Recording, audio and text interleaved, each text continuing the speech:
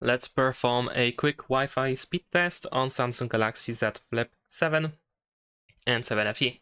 So we're gonna start the speed test. I also made a similar speed test on my computer in order just to compare the speed of the Wi-Fi.